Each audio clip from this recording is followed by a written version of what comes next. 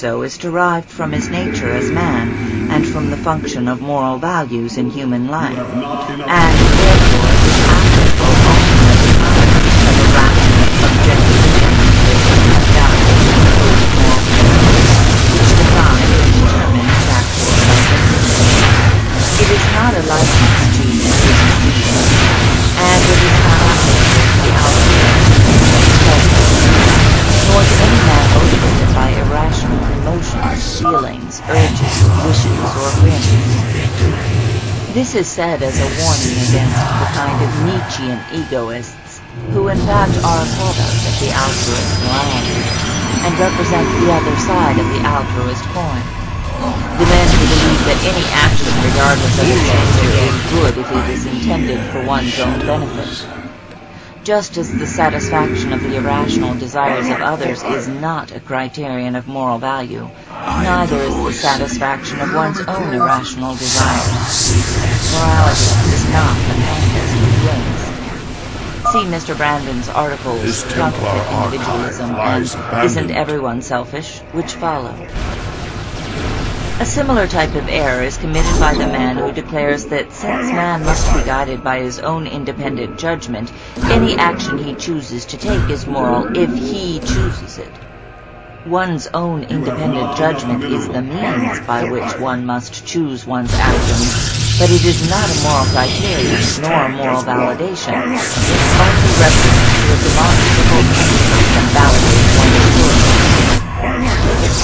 Just as man cannot survive by any random means, but must discover and practice the principles which his survival requires, so man's self-interest cannot be determined by blind desires or a random whim, but must be discovered and achieved by the guidance of rational principles.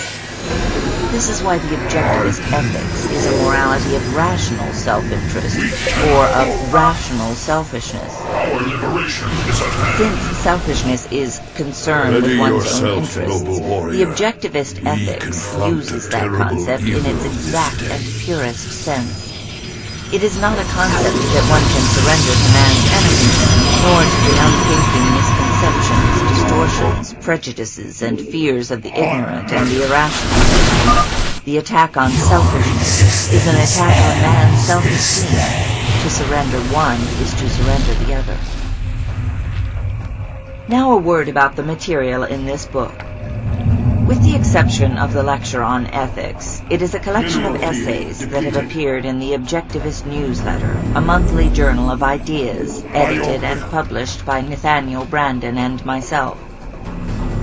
The newsletter deals with the application of the philosophy of objectivism to the issues and problems of today's culture. More specifically, with that intermediary level of intellectual procurement lies between the philosophical abstraction and the journalistic content of day-by-day existence.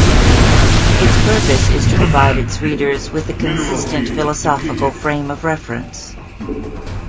This collection is not a systematic discussion of ethics, but a series of essays on those ethical subjects which needed clarification in today's context, or which had been most confused by altruism's influence. You may observe that the titles of some of the essays are in the form of a question. These come from our intellectual ammunition department that answers questions sent in by our readers. Ayn Rand, New York, September 1964. P.S. Nathaniel Brandon is no longer associated with me, with my philosophy, or with the Objectivist, formerly the Objectivist newsletter. A.R.